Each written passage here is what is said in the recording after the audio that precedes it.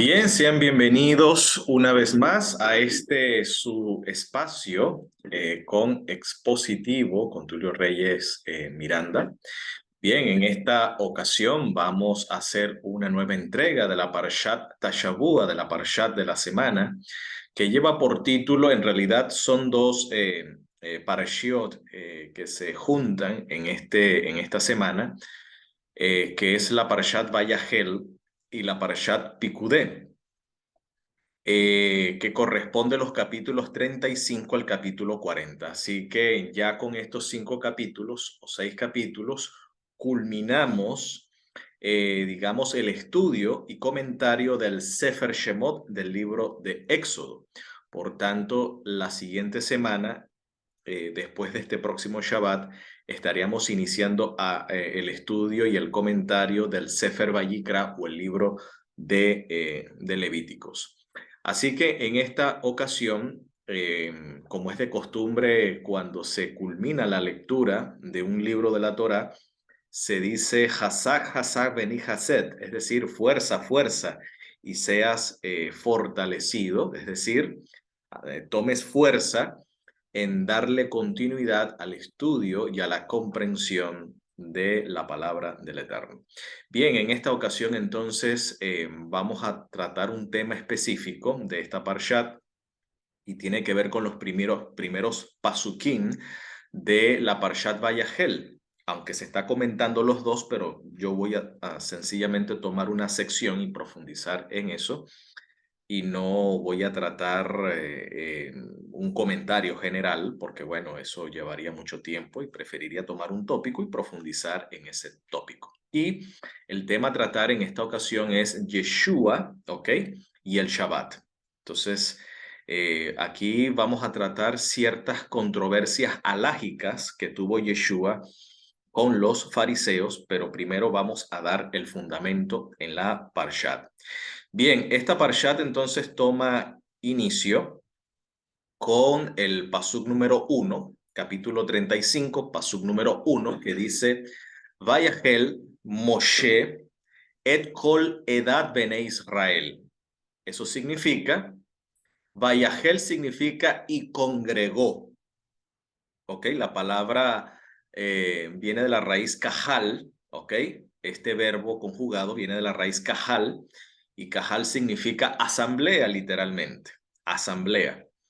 Pero, por supuesto, ¿no? ¿Cómo podríamos conjugar el término asamblea en el español? Así que la mejor forma de traducirlo sería congregó, ¿ok? Vayahel. Y congregó Moshe, ¿ok? Aquí tenemos un baf consecutivo perfecto, porque el verbo está la forma es un yictol, ¿ok? Como la palabra yahel es un yictol, es un futuro, congregará, pero como está precedido por el prefijo baf, ¿ok? Por la conjunción baf, eh, ese baf hace la función de un baf consecutivo perfecto según la gramática, de modo que ese yictol se transforma en un perfecto. Así que la traducción es vayahel, o sea, la traducción sería y congregó. Entonces, y congregó Moshe a toda la comunidad edad, ¿ok? Algunos de ustedes entonces tendrán la curiosidad, ¿qué diferencia entonces entre la palabra edad y la palabra cajal? Bueno, Cajal se refiere a toda la asamblea de los hijos de Israel, pero aquí no utiliza la palabra, en este caso no utiliza Cajal, sino edad, ¿ok? Vayahel Moshe et kol edad bene Israel. ¿Cuál es la diferencia? Bueno, esta palabra edad aparece de manera interesante en el capítulo 12 del libro de Éxodo, precisamente cuando el Eterno da las instrucciones para comer el cordero de Pesaj. Los comentaristas, cuando habla de que la comunidad, la edad, es decir, de los hijos de Israel, sacrifiquen el cordero de Pesaj para comerlo, los rabinos explican que el término edad se refiere al número de 10 personas, ¿ok? Al número de 10 personas. Esto es interesante. Por lo tanto, una edad se refiere a un número de 10. Es decir, que ese sería el grupo mínimo de la comunidad hebrea. En este caso, lo que aquí en Occidente llamaríamos un grupo pequeño o en las congregaciones cristianas llaman células, ¿ok? Es decir, una edad se refiere a esos grupos pequeños constituidos por 10. Recuerden que toda la cajal de los hijos de Israel, toda la asamblea de los hijos de Israel estaban bajo jerarquía. El Eterno mismo recomienda a Moshe aquel consejo de Yitro, su suegro, que bueno, ponga ciertos jefes, jefes de miles, jefes de 100, jefes de 50 y jefes de 10. ¿Ok? Es decir, esa es la subdivisión mínima. Por lo tanto, cuando dice acá edad, se refiere a esa estructura ya organizada de 10, donde hay un jefe de 10. ¿Ok? Por supuesto que toda la cajal está constituido por jefes de 1000, jefes de 100, jefes de 50 y jefes de 10. Por eso se dice aquí Kol edad. Espero hacerme entender con así como en una organización, toda una denominación pudiera estar organizada en el mínimo grupo de células o grupos pequeños para los que están en comunidades o lo que llamaríamos en una sinagoga un minyan, ¿ok? Un minyan está constituido por 10 personas con la cual se inicia la amidad en Shabbat en una sinagoga, ¿no? O inicia la amidad. Si está en la diáspora, pues en Shabbat, y si estás en Israel, pues todos los días se va a la sinagoga, incluyendo los domingos. Así que bueno. Espero entonces aclarar la diferencia de Cajal y edad. Entonces, aquí está hablando de, cuando se habla de edad, de esa organización de grupos de 10. Vayahel Moshe, entonces, et kol edad, Bene Israel, congregó entonces Moshe a toda la comunidad de los hijos de Israel, y dijo, Vayomer, Alechem, y dijo a ellos, Elech Hadevarim Asher Siva Adonai Leatzot Otam. Es decir, estas son las palabras que mandó el Eterno, que mandó al Eterno a ellos para hacer. ¿Ok? Entonces, continuamos qué es lo que mandó. Y aquí viene entonces en primer lugar el tema del Shabbat. Aquí hay interesante, cuando uno se remite a la Parshat Terumá, la Parshat Terumá habla sobre las instrucciones sobre el santuario, ¿no? El Eterno pide una ofrenda, pide una contribución, unos materiales, 15 materiales para elaborar el Mishkan, el tabernáculo, el cual se constituiría en su morada. Luego entonces da las instrucciones para construir el Aarón o el arca del pacto, sobre el shulchan, sobre la mesa, sobre la menorá, que es el candelabro, sobre la fuente de bronce, el altar, sobre el aceite, sobre las vestiduras sacerdotales, un sinnúmero de instrucciones. Y luego que da las instrucciones referente al santuario, entonces en el capítulo 31, Pasuk 17 dice, ciertamente el pueblo guardará el Shabbat. ¿Ok? Es decir, aunque el pueblo estuviera realizando una obra para el Eterno, el Shabbat debe respetarse. El Shabbat se debe cesar la actividad. Aunque la obra sea para el Eterno, el Shabbat se cesa. Entonces el Eterno juxtapone el Shabbat en el contexto de la construcción y en la elaboración del tabernáculo. Ahora aquí los papeles se invierten. Ese es según la instrucción del Eterno, pero cuando ahora Moshe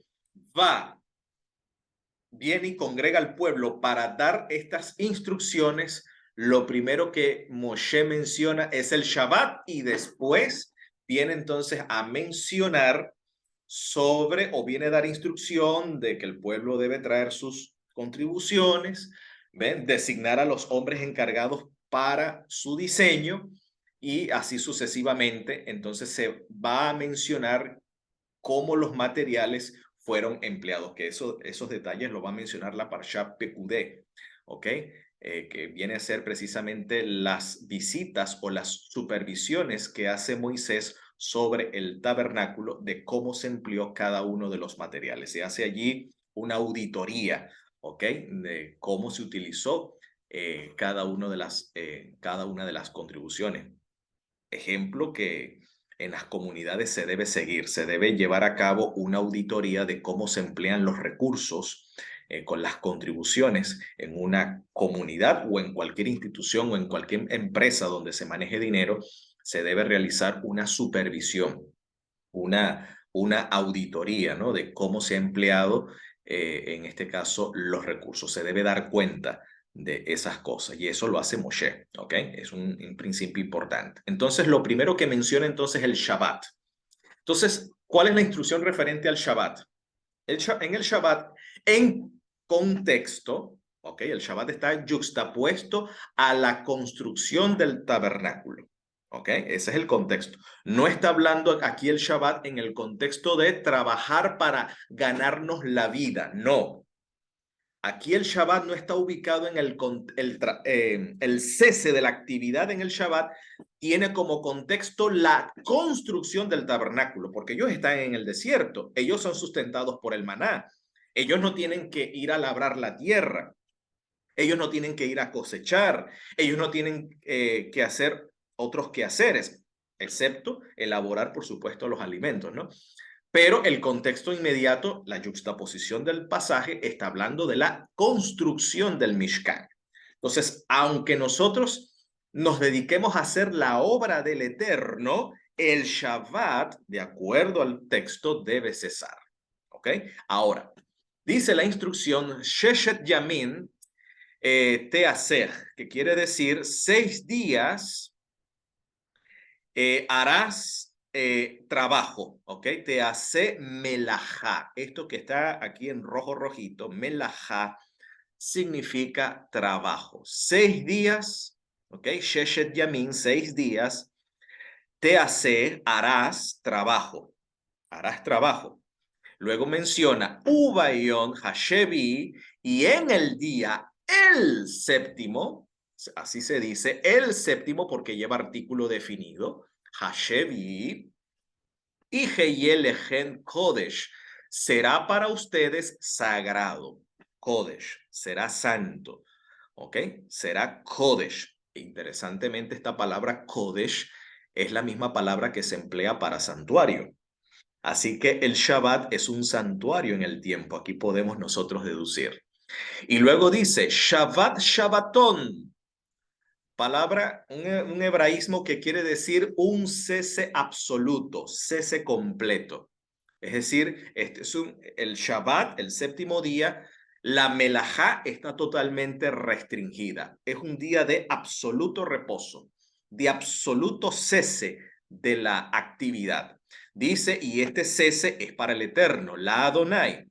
La Adonai, Kol Haose Vo Melajá, dice Umat, es decir, cualquiera que hiciere en él trabajo, morirá. Entonces, ¿a qué trabajo se está refiriendo? La palabra es melajá.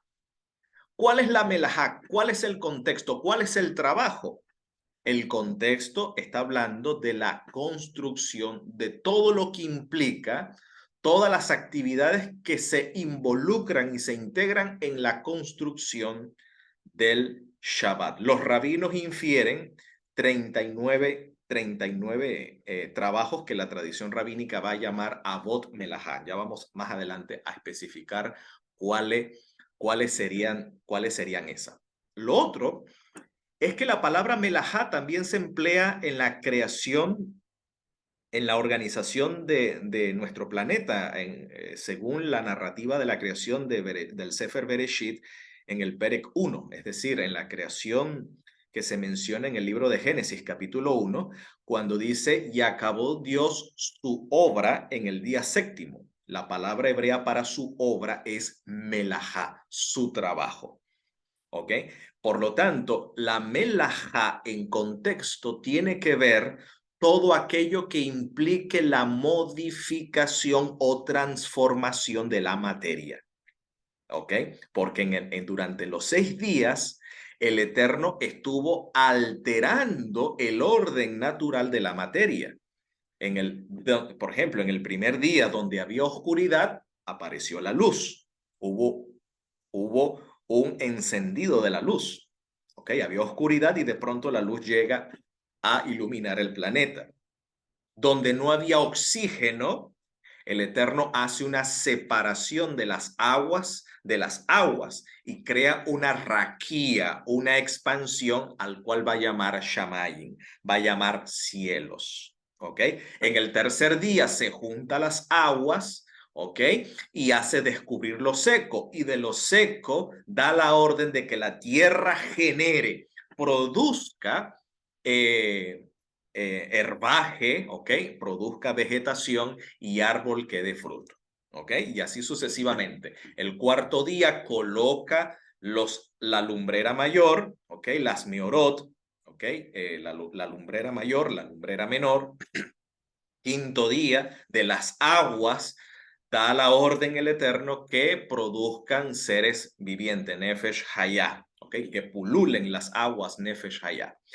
Sexto día de la tierra también crea los behemoth, los animales domésticos, las haya, que son las fieras o animales silvestres, y finalmente la creación del hombre, que lo hace precisamente del polvo de la tierra. Entonces vemos que el trabajo del Eterno durante los 6 días es transformar la materia. Por eso que en el Shabbat no se elabora alimentos, porque la elaboración de alimentos en Shabbat es modificar, alterar, en este caso, por así decirlo, la materia. Sin embargo, la misma Torah no nos especifica, no hay un listado de trabajos que deben cesar. Sencillamente el texto dice, 6 días harás trabajo, pero no nos especifica, no nos da detalles, una lista de trabajos que en este caso no se debería hacer. Así que los intérpretes de la Torá, los legisladores del pueblo, que vienen a tomar la Torá, vienen a tomar la Constitución y tienen que sentarse a interpretar la Torá para deducir de la Torá leyes que legislen lo permitido y lo prohibido en día de Shabbat. Por tanto, sobre este tema, entonces vamos a ahondar lo que Yeshua nos enseña sobre lo permitido y lo prohibido en día de Shabbat, de acuerdo a el Sefer conocido según la tradición cristiana, que se le adjudica a la autoría de este documento a Leví ben Alfeo, quien era un cobrador de impuestos, a uno de los discípulos y apóstoles del Señor, según la tradición cristiana. Toma o hace allí mención en el capítulo 12, pasuk número 1 al 2, lo siguiente. Así que nos trasladamos a los días del periodo del segundo templo, ¿no? En los días de Yeshua. Dice, en el primer siglo, ¿no? Dice, en aquel tiempo iba Yeshua por los sembrados en un día sábado, en un Shabbat, ¿ok? Y sus discípulos tuvieron hambre. No sabemos las razones, el texto no nos da detalles de cómo estos discípulos llegaron a tener hambre. Seguro no recibieron alguna hospitalidad, no llevaron provisión, no sabemos los detalles, la razón del hambre de estos discípulos. El asunto es que tenían hambre, mas no tenemos los detalles a qué se debió este hambre. No sabemos si se agotaron las provisiones, se agotaron los recursos. Cualquier hipótesis es sencillamente especulación. No tenemos en el texto bíblico información precisa cuál era la razón del hambre, pero tenían hambre. Ese es el precedente aquí. Y comenzaron a arrancar espigas y a comer. Es lo mismo que usted tiene hambre y usted va a una mata de semeruco, una mata de mango, ¿ok? O una mata de peras, y usted comience a comer en día de Shabbat. ¿Ok? A lo mejor para los occidentales esto es normal, pero en el pueblo judío no es normal esto. Luego dice, porque el contexto dice, viéndolo los fariseos, ¿ok? Los perushim eran los rabinos, eran los, eran los laicos que se dedicaban a legislar sobre la Torá. Es decir, los perushim hacían el trabajo de ser los intérpretes de la Torá para de ella, de esa interpretación, legislar en materia de conducta al pueblo, sobre todo los aspectos de los preceptos de la Torá. Entonces, viéndolo los perushim, le dijeron, perushim es una palabra aramea que significa los santos, los separados, los apartados. Es decir, cuando os dicen la Torá, seréis kedoshim porque kadosh soy yo, seréis santos porque santo soy yo, aquí la santidad está conectada a la idea de la observancia de la Torá. Es decir, un israelita llega a ser santo cuando éste se separa del resto para dedicarse al estudio, a la observancia y a la enseñanza de la ley. Entonces, en lenguaje arameo se dice perushim, un perushi, un separado, un santo, uno que se ha apartado para dedicarse a la Torah. ¿Ok? Entonces dice, viéndolo los fariseos le dijeron, he aquí tus discípulos, tus alumnos, tus estudiantes hacen lo que no es permitido, lo que no es lícito hacer en el día sábado.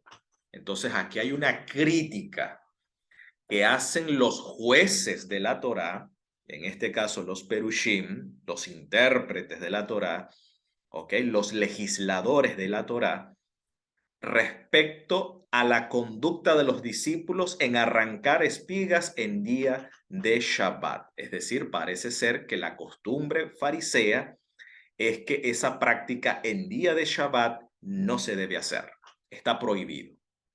Por eso entonces dice el Talmud Babli en la sección Hagigá, en el capítulo, en el Pasuk número 10, en folio A, dice que las leyes del Shabbat, en la opinión rabínica, son como una montaña.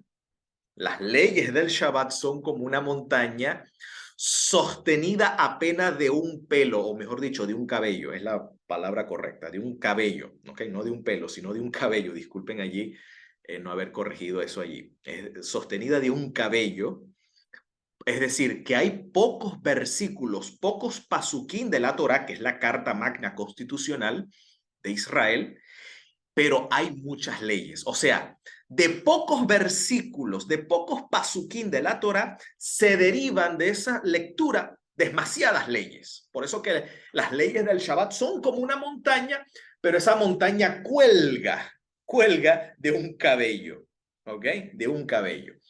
Entonces, porque en verdad la Torah te dice, 6 días debes trabajar, pero la Torah no te dice qué trabajos son permitidos y qué trabajos no son prohibidos. Es decir, son muy pocos pasuquín que uno puede deducir qué se permite y qué se prohíbe.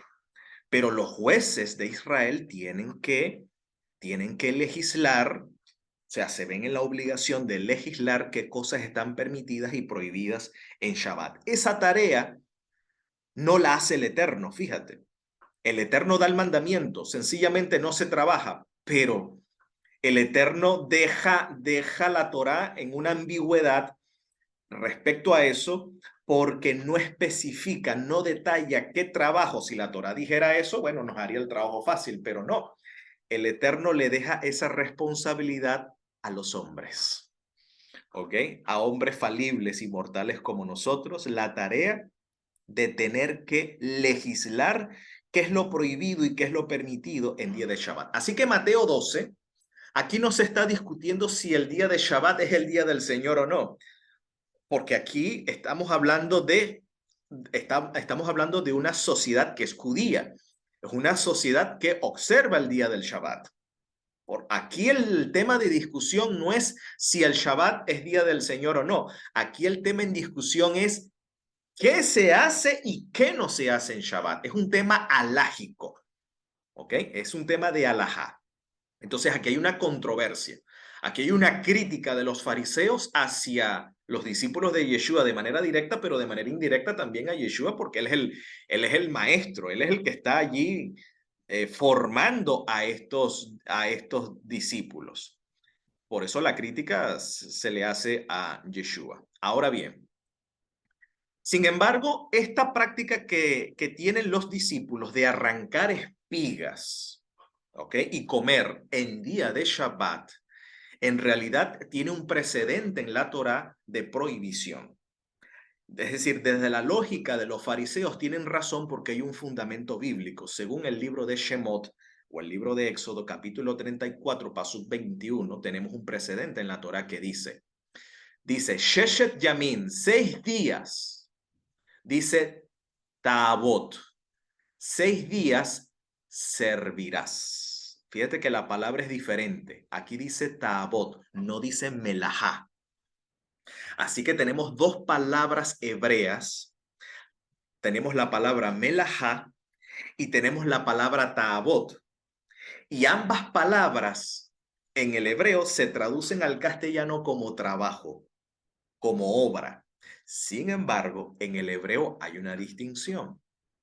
Melajá, ya hemos explicado que es trabajo, pero Taabot es servicio. Taabot tiene que ver cuando es el trabajo que hace un Eved, que hace un siervo para un Adón, para un señor, para un amo. Es decir, el trabajo que tú realizas para otro, a eso se le llama abodá, servicio. Por lo tanto, 6 días harás el trabajo de que hace un empleado. Cuando tú eres un empleado, tú estás bajo un contrato, tú estás haciendo una abodá, estás haciendo un servicio, porque estás trabajando para otro, estás realizando un servicio para otro. Aunque ese servicio también se le llama melajá. Pero cuando tú eres independiente, ya se utiliza el término específico melajá. Es tu trabajo, tu obra, tu oficio. Cuando haces un trabajo de manera independiente, melajá. Pero cuando tú haces un trabajo para otro, del cual tú dependes de esa persona, de esa institución, al cual tú prestas el servicio, entonces eso se llama abodá. Entonces, 6 días, tabot, 6 días harás servicio, ¿ok? Harás la función de empleado, ¿no? Y luego dice, Ubayon Hashevi, luego dice, y en el día el séptimo dice Tishbot. Tishbot significa cesarás, descansarás. ¿Descansarás en qué o cesarás en qué? Dice, Harish, es decir, en la siembra, y luego dice, Ubakatsir, y en la cosecha, dice Tishbot. Cesarás Tishbot Beharish, es decir, cesarás en la siembra, en Shabbat, de acuerdo ya a un pasuk a nivel Peshat, a un nivel simple y llano del pasaje, está prohibido, de acuerdo a la Torah, en el día de Shabbat dedicarse a la siembra, sembrar. Tishbot Beharish, en Shabbat no se siembra, sino que se cesa la actividad. Y luego menciona Ubakatsir Tishbot. Y en la siega o en la cosecha también, en este caso, cesarás o descansarás. Así que tenemos un precedente en la Torá, y aquí los fariseos tienen razón. De acuerdo a la letra de la Torá, ¿ok? Cuando el apóstol Pablo utiliza el lenguaje, la letra de la ley mata. Es decir, lo que está escrito, lo que está allí textual, el texto bíblico, el texto simple y llano.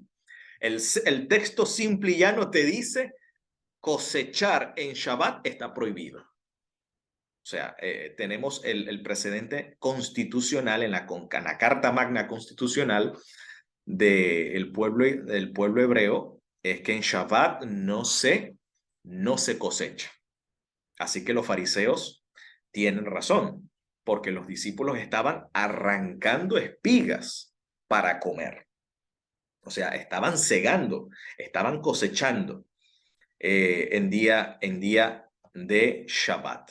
Ahora bien, Entonces, ¿cómo Yeshua se defiende ante esta acusación legal? Porque aquí es un un tema de jurisprudencia, ¿no? Un tema de casuística, de casos. ¿Cómo tú vas a juzgar estos casos? ¿Está prohibido? ¿Está permitido? Entonces, de acuerdo a la misma Torá, quienes tienen la responsabilidad de interpretar la Torá para establecer norma de lo prohibido y permitido respecto a los preceptos de la Torá son los jueces de Israel, los que estudian la Torá, los jajamín, los sabios, los estudiantes de la Torá, los responsables para juzgar al pueblo, tienen la responsabilidad no solo de estudiar la Torá, sino también de interpretar para legislar en materia de fe y conducta. De acuerdo a Devarim, capítulo 17, 8 al 13, dice lo siguiente. La misma Torá le da esa chapa, ese permiso, ¿no? Esa autoridad, mejor dicho. Dice, cuando te sea difícil decidir en un juicio en tus tribunales, ya sea en asuntos de homicidio o de derechos o de ofensas físicas o en otros casos legales, como es este caso del día del Shabbat, entonces te levantarás y subirás al lugar que el Señor tu Dios haya escogido. ¿A quienes debemos consultar en estos temas? Dice, irás a los sacerdotes levitas. La tribu de Leví era el encargado, o sea, la tribu de Leví era el ministerio, que en ese momento el ministerio estaba en manos de los levitas, eran los encargados de estudiar la Torá y de enseñar la Torá al pueblo, es decir, de legislar al pueblo. Y no solamente la tribu de Leví, cualquier laico del pueblo que tuviese la reputación de ser un jajam, de ser un sabio en la Torá, un erudito en la Torá, a él se le denomina shofet, se le denomina juez, dice, irás a los sacerdotes levitas y al juez. El juez podría ser el Cohen Gadol, el sumo sacerdote, o algún laico del pueblo, uno de otras tribus que se destaque en la erudición de la Torá. La erudición de la Torá estaba abierta para cualquiera del pueblo de Israel. O sea, no había un clero dedicado solamente a la Torá. Teníamos a la tribu de Leví, pero cualquiera del pueblo podía también hacerse un erudito en la Torá. ¿Okay? Entonces dice, al juez que hay en aquellos días y consultarás. Ellos te indicarán la sentencia del juicio. O ellos tienen que decirte qué es lo que tienes que hacer. Entonces luego dice, harás según la sentencia que te indiquen en aquel lugar que el Señor haya escogido y tendrás cuidado de hacer según todo lo que te declaren. Dice, harás según las instrucciones, es decir, harás según la Torá, ¿ok? Según la Torá que procede de la boca. Por eso a esta Torá se le llama Torá Sheve al Pez, es decir, según el dictamen, según el juicio que ellos dicten. Harás según la Torá con que ellos te instruyan y según el juicio que ellos pronuncien. Dice, no te apartarás de la sentencia que te indiquen ni a la derecha, perdón, ni a la izquierda. Quien proceda con soberbia y no obedezca al cohen, al sacerdote, que esté allí para servir delante del Señor tu Dios, ni al shofet, ni al juez, esa persona morirá. Es decir, insubordinarse a la autoridad y al juicio dictado por estos jueces, entonces la pena es la pena capital, pena máxima. Dice, así eliminarás el mal de Israel. Todo el pueblo lo oirá y temerá. O sea, el pueblo respetará y ellos no actuarán más con soberbia. Entonces alguien se pone allí de insubordinado, de insurrecto ante la autoridad de estos jueces, imagínate, pena capital le espera.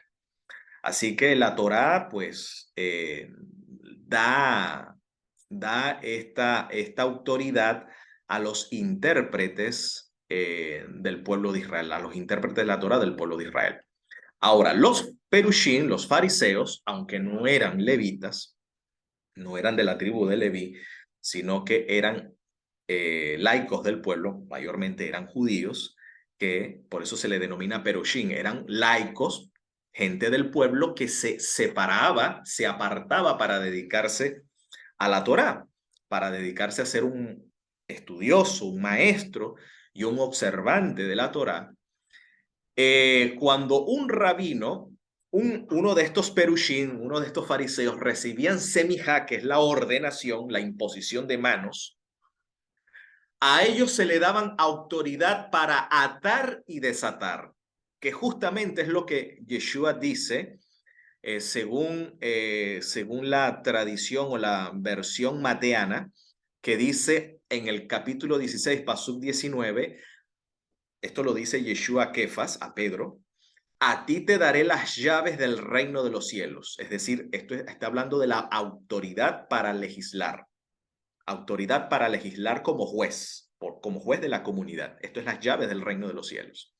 Dice, todo lo que ates en la tierra, el término arameo es azar, significa atar.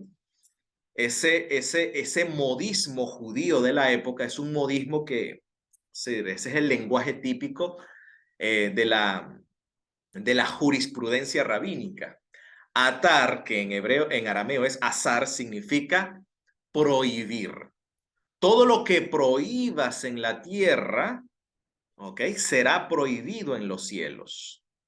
Y todo lo que desates en la tierra, el término es vejitir, todo lo que permitas en la tierra será permitido en los cielos. Ese es el atar y desatar. Bueno, por aquí la teología occidental, por desconectarse de sus raíces judías, bueno, hablan de otro tema, la exégesis va por otro lado, la interpretación va por otro lado, donde se habla de atar fuerzas espirituales, atar espíritus impuros, espíritus de adulterio, de borrachera.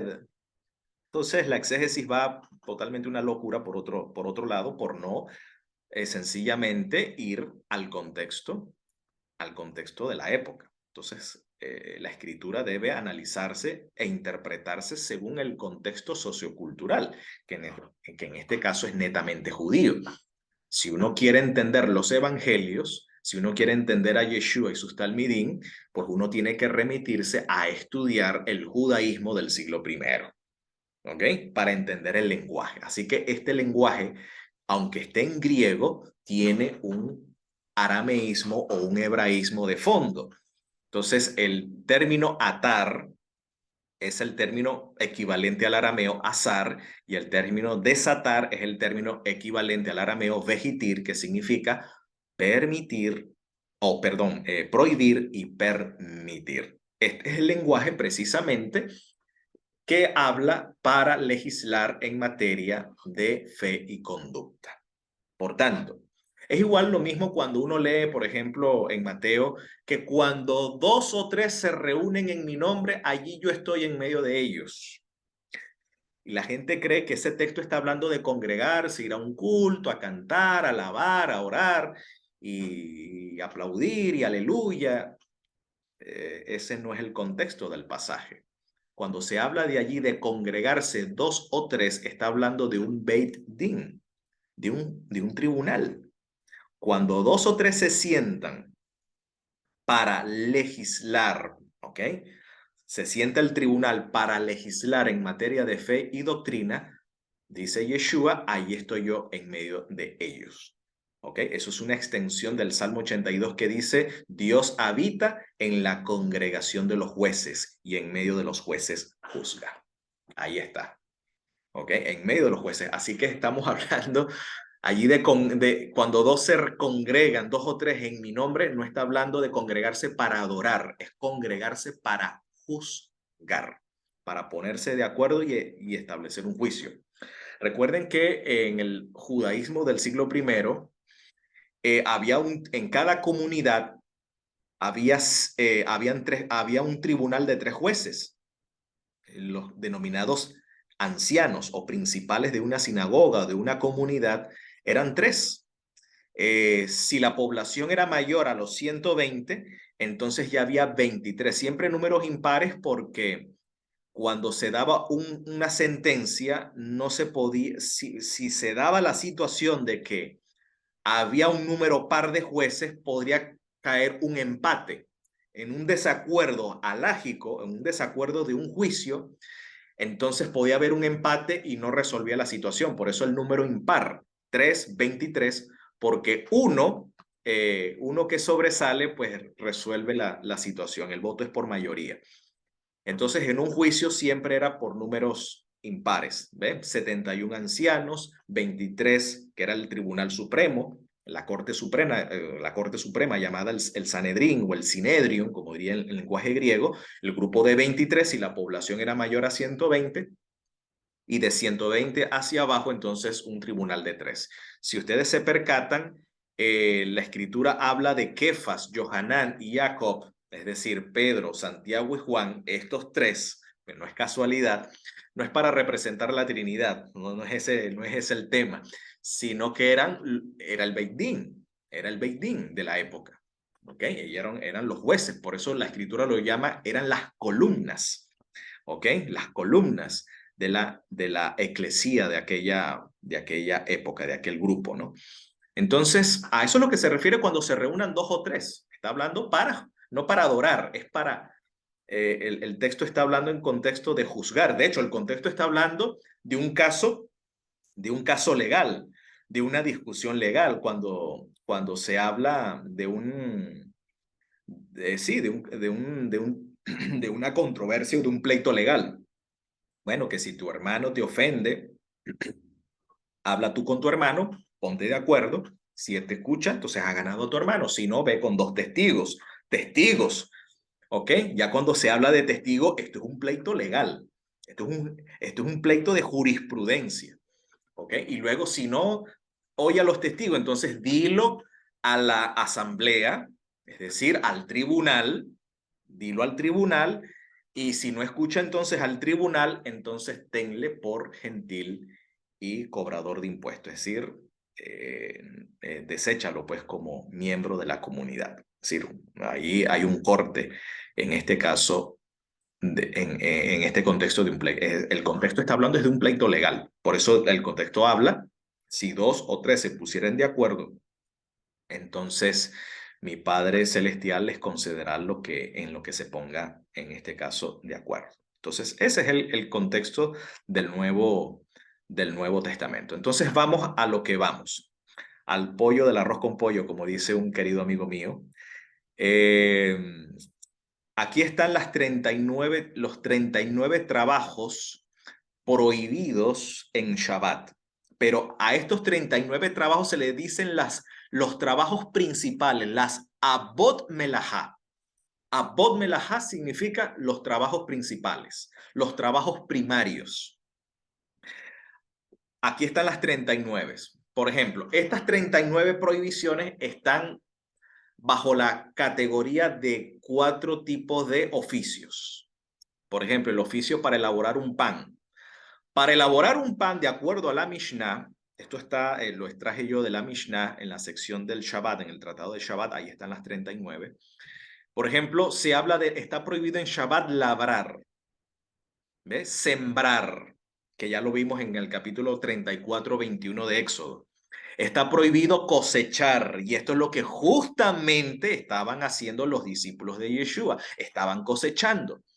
Está prohibido hacer gavillas o juntar gavillas, ¿ok? Juntar espigas, machacar el grano, aventarlo, trillarlo, lo que estaban haciendo los discípulos. Ellos arrancaban y de acuerdo a la versión lucana, según la versión de Lucas en el capítulo 6, ellos estaban restregándolo, dice la versión Reina Valera 60. Estaban trillándolos, ¿ok? Para obtener los granos y comerlos. Separar el grano de los desperdicios. Está prohibido moler, ¿ok? Está prohibido en Shabbat moler, ¿ok? Moler, tamizar, amasar en Shabbat y hornear en Shabbat. Es decir, todas estas actividades tienen que ver con elaborar un pan, elaborar alimentos. Así que en Shabbat no se elabora alimento y de hecho tenemos el precedente mismo en la Torá. ¿Ok? Todo lo que tenga que consumirse en el Shabbat debe ser preparado en el sexto día. ¿Ok? Esto según la legislación, según la letra de la Torá. Esto es la letra de la Torá. Elaborar un vestido. ¿Cuáles actividades tiene que ver con elaborar un vestido? Está prohibido en Shabbat trasquilar la lana. Hasta el día de hoy los ortodoxos respetan esto. ¿Ok? trasquilar la lana, lavarla, peinarla, teñirla, hilar en Shabbat, urdir, hacer 2 ojales, tejer 2 hilos, separar 2 hilos de la trama, hacer un nudo. Imagínate tú, los que usamos zapatos de cordones, en Shabbat está prohibido, ¿ok? Hacer un nudo, abrir un nudo, coser 2 puntos, cortar para coser luego 2 puntos. Es decir, todas estas actividades tienen que ver con la confección de vestidos, los sastres, ¿no? Está prohibido en Shabbat. Estas eran las vestiduras del sacerdote. Todo lo que tenga que ver con el acto de escribir. Bueno, hoy en día tenemos computadoras. En aquella época, pues, era un proceso. Hoy en día tenemos papel y lápiz o computadoras. En aquella época, pues, escribir, tenías que hacer todo este proceso. Tenías que capturar un animal, tenías que degollarlo, tenías de descuerarlo, salar la piel, tenías que curtirla, raer los pelos, paralizar la piel, delinear, recortar, escribir 2 letras, borrar para escribir 2 letras, construir, destruir para reconstruir, incluso encender el fuego o apagar el fuego para tener visibilidad. Si te tocaba de noche escribir, pues encender el fuego. De hecho, en la misma Torah está prohibido el encendido de fuego en día de Shabbat. Está al nivel Peshat. Entonces, ya sea encender el fuego para escribir o encender fuego para hornear o para elaborar alimentos. Y también tiene que ver con la construcción de una casa, algo que implique construcción, por ejemplo, dar el último martillazo, efectuar la última manipulación con la cual se finaliza un objeto, transportar del derecho, hacer transporte, transportar del derecho privado al derecho público y viceversa, es decir, llevar cargas en Shabbat, cosa que prohíbe por allá Jeremías en el capítulo 13. Jeremías en el capítulo 17 y también habla Nehemías en el capítulo 13, ¿ok? Transportar carga está prohibido en Shabbat. Entonces, estas son las obras, apenas las principales. Y de estas 39 se derivan otras prohibiciones, ¿ok? Se derivan otras ataduras, ¿ok? Otras prohibiciones respecto al Shabbat. Entonces, a lo que quiero llegar es que de acuerdo a la tradición oral, de acuerdo a la sentencia farisea de la época, lo que estaban haciendo los discípulos estaban haciendo estas 2 cosas. Estaban cosechando al arrancar con la mano, estaban cosechando y al restregarlo para comerlo, estaban trillando. Por eso la crítica. Así que desde la lógica de los fariseos, desde la letra de la Torá, tenían razón. Los discípulos estaban haciendo lo que no es lícito en Shabbat. Estaban profanando el Shabbat. Pero la pregunta entonces es, ¿por qué Yeshua justifica, que ya aquí es un tema de jurisprudencia, ¿por qué Yeshua justifica la actividad de los discípulos? De acuerdo a Mateo, Mateo nos da un precedente que no menciona los otros sinópticos, un precedente que no menciona Marcos y no menciona Lucas, pero sí lo menciona Mateo. Mateo nos da un precedente, vamos a retroceder un poco. El precedente está en el capítulo 12, versículo 1, cuando dice, en aquel tiempo iba Yeshua por los sembrados un día de sábado y sus discípulos tuvieron hambre. Ese es el precedente. Los discípulos tenían hambre. No sabemos las razones por las cuales ellos tenían hambre. Lo más probable es que si ellos estaban arrancando espigas, es que ellos no llevaban provisión consigo. Ahora, ¿cuál era la razón por la cual ellos no llevaron provisión? No lo sabemos. El texto no nos los ofrece. ¿Será que no tenían dinero? ¿No les alcanzó el recurso? ¿No les dio tiempo? No sabemos las razones por las cuales no llevaron provisión, pero tenían hambre. Por esa razón, al tener hambre, arrancan espigas y comen y las restriegan según Lucas, ¿ok? Según la visión sinóptica de Lucas, ¿ok? Las restriegan y comen, ¿ok? Para saciar el hambre. Tenían hambre. Pero los fariseos dicen, eso no es lícito en Shabbat, y tienen razón. Por la letra de la Torá, tienen razón. Entonces, ¿por qué Yeshua entonces justifica? Justifica esta acción que estaba prohibida, por supuesto. Ah, la base legal, la interpretación que hace Yeshua de la letra de la Torá se va a basar es en el espíritu de la Torá, no en la letra. Por eso dice Pablo, la letra mata, la letra te condena, ¿ok? Pero el espíritu es el que da vida, es el que vivifica. Entonces, Yeshua va a dar la interpretación según el espíritu de la Torá. ¿Cuál es la intención de la Torá respecto al mandamiento del Shabbat? Y eso es lo que Yeshua va a aclarar en este punto. Yeshua le respondió, ¿nunca leyeron lo que hizo David con sus acompañantes en aquella ocasión en que tuvieron hambre? Aquí está el precedente, hay hambre. Oye, el hambre, el pasar hambre es una aflicción y es día de Shabbat. En Shabbat es un día de alegría, ¿ok? El Shabbat es un día de regocijo, es un día de fiesta. Está prohibido en Shabbat estar triste, ¿ok? No es un día de aflicción, no es un día para ayunar, que de hecho la palabra ayunar y afligir es la misma palabra en hebreo, es la palabra ani, anab. Estar afligido es estar emocionalmente. También es la misma palabra para estar afligido en el cuerpo, es decir, negarse a los apetitos y deseos del cuerpo, en este caso el alimento, el deseo de alimento, saciar el hambre. En Shabbat está prohibido saciar el hambre. Incluso está permitido las relaciones sexuales, cohabitar con la pareja en día de Shabbat. Está permitido. Es decir, no es un día para afligir, no para negarse, sino es un día para, en este caso, para traer placer, porque así dice Isaías, ¿no? Será un día para deleitarse en el Señor, ¿ok? Un día para el disfrute. Entonces, el hambre es contrario al espíritu del Shabbat, ¿ok? El hambre es contrario al espíritu del Shabbat. Pero aquí tenemos un precedente, que David y sus hombres tenían hambre. Hay un precedente de hambre, como en este caso, los discípulos de Yeshua tienen un precedente de hambre. Entonces, aquí Yeshua está aplicando una regla rabínica de interpretación de exégesis alágica que se llama analogía. No recuerdo ahorita la palabra hebrea, que lleva una de las 7 reglas de Hillel, pero se denomina analogía de otra escritura. Y es que sencillamente está conectando la situación de los discípulos con un episodio en las escrituras donde hay hambre, y para saciar el hambre se hace algo que prohíbe la Torá, pero que se justifica. Y aquí ese es el punto del cual Yeshua se basa. Dice, pues entró en la casa de Dios y comió los panes de la proposición que solo a los sacerdotes les es permitido comer según la Torá, según la letra de la Torá, y hasta los compartió con sus acompañantes. En aquel tiempo, Abiatar era el Cohen Gadol, era el sumo sacerdote.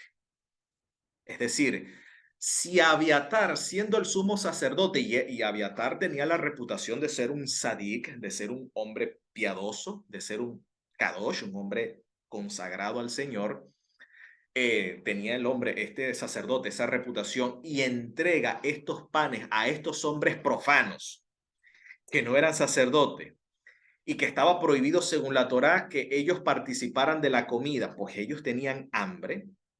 Si ellos lo hicieron y el Señor no hizo ninguna crítica, no manifestó una palabra profética criticando la acción del sumo sacerdote, entonces Yeshua dice, también les dijo, el día sábado se hizo por causa del género humano, por causa del hombre, y no el género humano por causa del Shabbat. Aquí el punto es, ¿quién tiene, qué tiene más peso? Es lo que aquí Yeshua está contrastando. Yeshua está contrastando entre el valor que tiene el hombre y el Shabbat. De los dos, ¿cuál tiene más peso? Quien tiene más peso es el hombre, porque dice, el sábado se hizo, el sábado se hizo por causa del hombre. Es decir, el sábado está puesto como un siervo, está puesto como al servicio del hombre. Quien tiene más peso es el hombre, no el sábado, y no al revés. Lo que la legislación farisea está haciendo es lo contrario. Está haciendo ver como que el hombre fue creado para el Shabbat. Es decir, que el Shabbat es el amo y el hombre es el esclavo. Entonces, así que tenemos dos visiones en contraste, que de hecho esta visión había sido resuelta por Gilel, porque Gilel había dicho que la Torá fue dada por causa del hombre y no el hombre por causa de la Torá. Es decir, aunque la Torá tiene una legislación sobre el hombre, pero su legislación va en función del bienestar del hombre. ¿Ok? No va en función de atosigar al hombre, de destruir al hombre, sino al contrario de de dignificar al hombre, de elevar al hombre. Entonces, el Shabbat cumple esa función. O sea, el Shabbat está puesto al servicio del hombre y no el hombre fue creado al servicio del Shabbat. Entonces, quien tiene prioridad es el hombre, no el Shabbat. ¿Ok? En valor y en importancia, más importante es el hombre antes que el Shabbat. Tiene preponderancia. Entonces, el hombre está en aflicción, tiene hambre. Entonces, aquí Yeshua está entonces creando su propia halajá, ¿ok? Bajo la autoridad de que él es el Mesías y como siendo el Mesías, recuerden que el rey de Israel también es un juez. El rey de Israel también es un juez. El Mesías es un juez en la Torá y tiene autoridad para legislar. Entonces, Yeshua está legislando según el espíritu de la Torá, haciendo ver de que el Shabbat está puesto al servicio del hombre y no el hombre al servicio del Shabbat. Por tanto, tiene más importancia el hombre que el Shabbat. Eso es lo que aquí Yeshua está legislando. Luego dice el contexto. Por tanto, el Hijo del Hombre es también Señor o amo del día del Shabbat. Cuando aquí dice el Hijo del Hombre, no se está refiriendo al Mesías. ¿Ok? Hijo de hombre es un hebraísmo para decir el género humano. Si usted se remite, por ejemplo, al libro de Ezequiel, el Eterno llama al profeta Ezequiel Ben Adán, hijo de hombre. O sea, si usted va hoy en día a Israel para decir un ser humano, se dice un Ben Adán o un Barenosh. Barenosh quiere decir hijo de hombre para referirse a un individuo que pertenece al género humano. Cuando dice entonces el texto, de manera que el Hijo del Hombre, es decir, el género humano, el ser humano, es también amo del día de Shabbat. Es decir, el género humano está por encima, es el amo del Shabbat y no al revés. Por tanto, las leyes restrictivas del Shabbat deben ser en función del bienestar del hombre y no hacer del hombre un esclavo fanático, en este caso del Shabbat. Misericordia quiero, ¿ok? Y no, en este caso, y no sacrificio. Quiere decir entonces que en Shabbat hay una aflicción que debe ser aliviada. Yeshua está aliviando la aflicción en la que los discípulos se encuentran por tener que padecer hambre. ¿Ok? Por eso Yeshua justifica la acción de sus discípulos. Es verdad, según la letra de la Torá está prohibido. Pero yo aquí estoy juzgando de acuerdo al espíritu de la Torá. ¿Ok? Y ustedes son más importantes que el Shabbat. Así que restringimos la ley sabática porque su necesidad, en este caso de librarlos de la aflicción del hambre, debe en este caso ser atendida. A eso es lo que se refiere aquí. El hombre tiene prioridad antes que el Shabbat. Ese es el espíritu del Shabbat. Ese es el espíritu de la Torá. ¿Ok? Así que Yeshua está legislando como legisla Gilel, que de hecho esta declaración la dice Gilel en relación a la Torá, pero Yeshua la está aplicando en relación al Shabbat. ¿Ok? Está juzgando como juzgaba Gilel. Se juzgaba con misericordia. ¿Ok? No con el estricto rigor de la letra de la Torá, sino con el espíritu de la Torá, cuya intención es es benévola, no es de condenar, no es de causar aflicción y mucho menos esclavitud. Ahora, yuxtapuesto a este evento, hay otro caso, un caso de curación. Noten, los fariseos en aquella época, cuando alguien enfermaba, mira, no se atendía al enfermo, porque si estaba enfermo era por voluntad divina. Allá había un pensamiento muy fatalista de las cosas. El hombre está enfermo, bueno, porque está padeciendo las maldiciones de la Torá. Y si está padeciendo los azotes de las maldiciones de la Torá, es porque es un pecador, es un transgresor de la Torá. Esa era la lógica farisea de la época. Está enfermo, que no se atienda. Si está enfermo, porque en la Torá dice que las enfermedades vienen por causa de la desobediencia al pacto, él está sufriendo las maldiciones del pacto. O sea, es voluntad de Dios que esté así. Por tanto, si no se arrepiente, la única manera que se cure es que se arrepienta. Pero si no se cura, es porque no se ha arrepentido y es voluntad de Dios que padezca. Por eso los enfermos no se atienden en Shabbat. Esa era la lógica farisea de la época. Terrible esa forma de ver la vida, imagínate tú. O sea, una vida muy difícil vivir así, ¿no? En esa aflicción. Entonces dice allí, después de esa situación, de acuerdo a la versión de Mateo, según Marcos y Lucas, dice que esto fue en otro día después a eso, lo del sembradío. Bueno, que hay unos detalles que tenía que explicar, pero por causa de tiempo voy a avanzar. Eh, Dice allí, pasando de allí, de ese sembradío, vino a la sinagoga de ellos. Según Mateo, parece ser que fue el mismo día. Según Marcos y según Lucas, era otro Shabbat, otro día de Shabbat. No era el mismo día. Pero de acuerdo a Mateo, era el mismo día. Después de allí, fueron a la sinagoga. Y aquí había uno que tenía seca una mano y preguntaron a Yeshua para poder acusarle. ¿Es lícito sanar en Shabbat? Noten. Aquí el tema en discusión es qué es lo que es prohibido y qué es lo que es permitido en Shabbat. Ese es el tema aquí a tratar. Lo que Yeshua está proponiendo es, lo que Yeshua propone, que según sea el caso, en día de Shabbat, uno tiene que juzgar en el día de Shabbat según el espíritu de la Torah y no según la letra de la Torah. En este caso, el hombre estaba enfermo. Por lo tanto, atender un enfermo en Shabbat implica tienes que hacer ciertas actividades que se declararían comunes o profanas para el día de Shabbat. Pero aquí dice, aquí los fariseos le preguntan, ¿es lícito sanar en Shabbat? Entonces Yeshua les dice, esta es la respuesta, ¿qué hombre habrá de ustedes que tenga una oveja y si ésta cayera en un hoyo en día de Shabbat, acaso no le echan mano y van a levantarla? ¿Ok? Pues, ¿cuánto más vale un hombre que una oveja? Calva Homer. Este es un argumento fortiori. Está haciendo un contraste entre lo más pesado, lo que tiene más valor, lo que tiene más peso, y lo más ligero. Entre un hombre y una oveja, ¿quién tiene más peso? Tiene peso el hombre.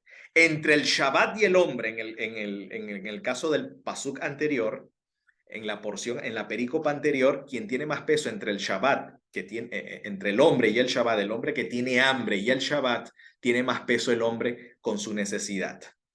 Aquí, en este caso, ¿ok? En este caso, entre la oveja y el hombre, porque los fariseos, estos que acusaban a Yeshua, que tenía la intención de curar en Shabbat, ellos también sacaban su oveja, su bestia, su animal, su burra, lo mejor que tenían por allá amarrado, iban y lo llevaban a tomar agua, lo sacaban a suplir su necesidad.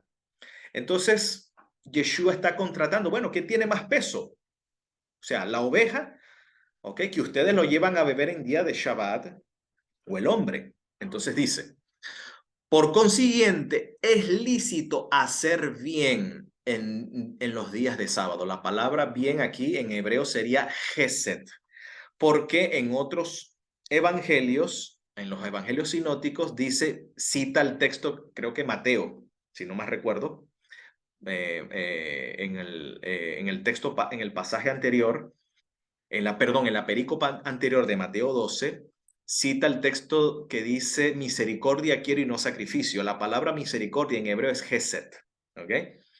Entonces, hacer el Gesed en el día de Shabbat es lícito. Hacer Gesed. Entonces dice, entonces dijo aquel hombre, extiende tu mano, y él extendió, y le fue restaurada sana como la otra. Y salidos los fariseos, estaban allí pues reventándose de la rabia como una chicharra, salidos los fariseos, tuvieron consejo, es decir, celebraron un tribunal y decidieron contra Yeshua para destruirle. Imagínate tú, típico de la gente fanática, gente religiosa legalista, ¿ok? El típico perfil psicológico de una persona legalista, fanática y farisea, ¿ok? Que juzgan según la letra y no según el espíritu de la Torá, no tienen misericordia. Entonces, bueno, la pregunta es, cuando dice el texto, ¿es lícito hacer Gesed en día de Shabbat? No tenemos un listado que indique a qué se refiere Yeshua a hacer Gesed. ¿Qué es Gesed según el criterio halágico de la época? Bueno, estaban en la sinagoga, fíjense, el contexto es que eso sucedió en la sinagoga. En la sinagoga, en Shabbat, se va a realizar el Shaharit, el rezo matutino.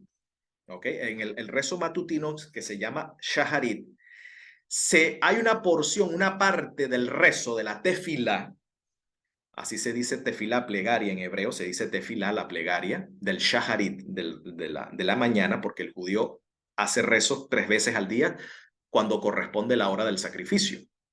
En el templo, en la mañana el shaharit, en la tarde la minjá y en la noche el arbit o mairiv. Según la tradición rabínica, estas oraciones fueron instituidas por los patriarcas. El shaharit por Abraham, la minjá por Isaac y el mairiv por Jacob. Porque según, basado en algún pasaje de la Torá, Isaac oraba en el atardecer. Jacob, cuando tuvo la lucha con el ángel, oró de noche. Y bueno, Abraham cuando salió a ver en la mañana que Sodoma y Gomorra estaba como un horno allí, el humo como un horno subiendo, bueno, es porque fue a orar en la mañana, según los rabinos. Entonces, bueno.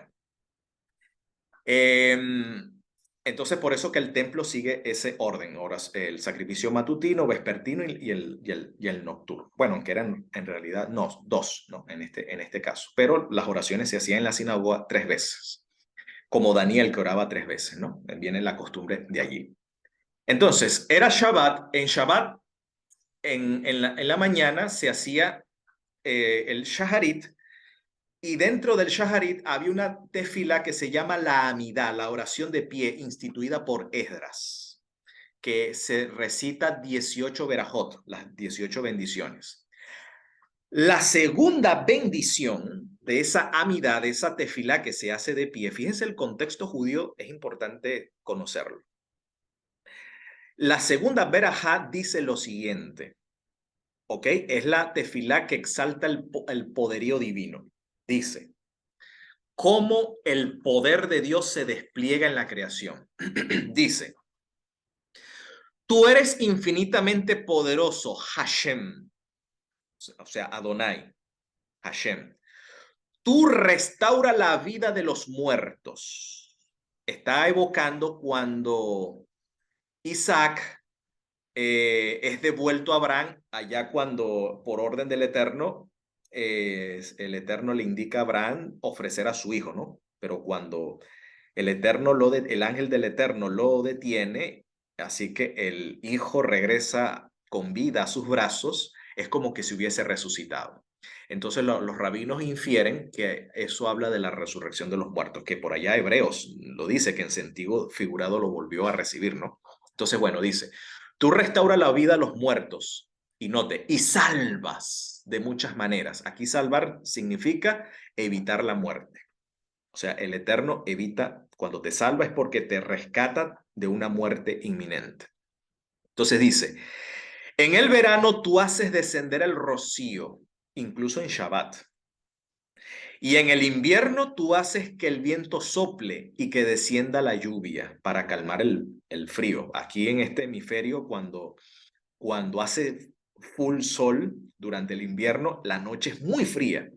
La lluvia calma la temperatura fría y la hace un poquito más cálida. Bueno, en Shabbat incluso el Eterno hace esto. Luego dice, tú mantienes a los seres vivos con Gesed. Está hablando del sustento de la vida de las criaturas. Es decir, en Shabbat las células siguen su proceso de mitosis y meiosis. ¿Ok? En Shabbat los átomos siguen en movimiento, los electrones, los protones, los quarks, ¿ok?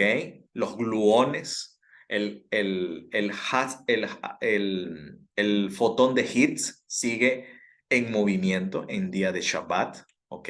La materia en su micropartícula cuántica sigue en su movimiento. O sea, el Eterno sustenta con Gesed. Dice, tú restauras la vida con gran rajamín, con gran misericordia o compasión. Además dice, tú sostienes a los que están por caer. Tú curas a los enfermos y liberas a los que están cautivos. Y esto los rabinos lo recitaban en Shabbat. Por eso la pregunta, ¿es lícito en Shabbat curar? ¿Ok? Salvar o dejar morir, curar o dejar enfermo en Shabbat es lícito. Pues, oye, ustedes rezan allí la plegaria de la Midad, que el Eterno cura a los enfermos y eso se recita en día de Shabbat. ¿Acaso el Eterno se abstiene en Shabbat de curar y de sostener la vida? En Shabbat todavía la tierra sigue su eje de rotación y de traslación. ¿Ok? La fotosíntesis de las plantas en Shabbat no cesa. El sol no cesa de dar su luz. Las plantas no dejan de realizar su fotosíntesis. Y de las plantas tener su crecimiento. Y el árbol de proporcionar su fruto. Así que tú cumples tu promesa con los que duermen en la tierra, nuestros antepasados. ¿Quién es como tú, todopoderoso, y quién se asemeja a ti? El rey que puede quitar y restaurar la vida y hace florecer la salvación. En ti podemos confiar que harás resucitar a los fallecidos. Bendito eres tú, Hashem, que resucita a los muertos. Así que en esa mida se habla que en esa plegaria los rabinos, todo judío, reza que el Eterno en Shabbat cura a los enfermos, libera a los cautivos y mantiene con Gesed a los seres vivientes.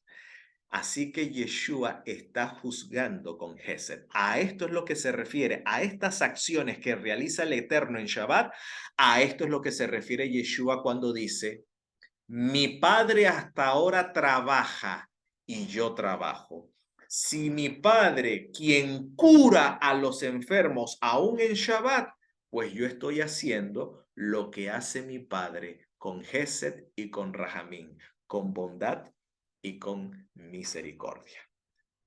¿A qué trabajo Yeshua se está refiriendo que el Padre, su Padre, hacía en Shabbat? A esto que menciona aquí en la plegaria de la Amidad. Ese es el contexto judío